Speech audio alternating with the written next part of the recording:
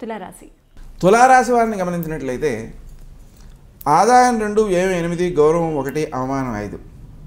కాబట్టి ఈ అధిక వ్యయాన్ని సద్వినియోగం చేసుకోవడం కోసం స్థిరాస్తుల కోసం సమయాన్ని వెచ్చించాలి, ధనాన్ని వెచ్చించాలి. ఇల్లు కొనేటువంటి వారు చింతామణి గృహాంతస్థ శ్రీమన్నగర నాయక, స్థలాలు కొనేటువంటి వాళ్ళు శ్రీ వరాహాయ ధరణ్యుద్ధారకాయ నమః అనే మంత్రాలు జపించుకుంటూ వాటిని సాధించుకోవచ్చు.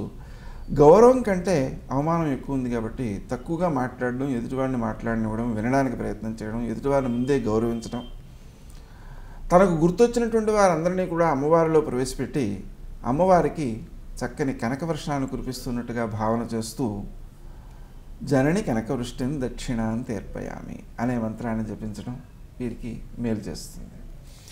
అలాగే గురుడు సెప్టెంబరు 12వ తారీఖు వరకు వ్యయస్థానంలో ఉన్నాడు.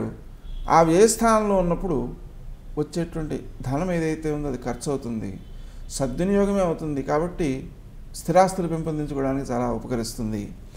ఆ తర్వాత జన్మస్థానంలో ఉంటున్నాడు గురుడు సెప్టెంబర్ తర్వాత. కాబట్టి ఆ సమయంలో ఇతరుల కోసం తాము ఏ పనులు చేసినా అవి వారికి అభివృద్ధికరంగా ఉంటాయి, వీరికి గౌరవాన్ని ఇస్తాయి, స్నేహ సంబంధాలని పెంచుతాయి.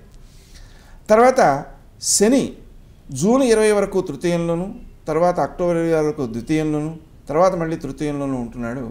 తృతీయంలో ఉండడం చాలా మంచిది. కానీ ద్వితీయంలో ఉన్నప్పుడు ఆ వ్యక్తి ఏది మాట్లాడినా అపార్థాలు వస్తుంటాయి. అలాంటి వాళ్ళు తక్కువగా మాట్లాడుతుండాలి, ఎక్కువగా ఎదుటివాళ్ళు చెప్పేది వినడానికి ప్రయత్నం చేయాలి. అది వారికి బాగా మేలు చేస్తుంది. రాహుకేతువులు 11, 5 స్థానాల్లోనూ, ఆ తర్వాత 10, 4 స్థానాల్లోనూ ఉన్నారు. కాబట్టి సంవత్సర ప్రారంభంలో అంటే ఆగస్టు 17వ తారీఖు వరకు రాహుకేతువులు అనుకూలంగానే ఉన్నారు, మంచి చేస్తారు, లాభాలు ఇస్తారు.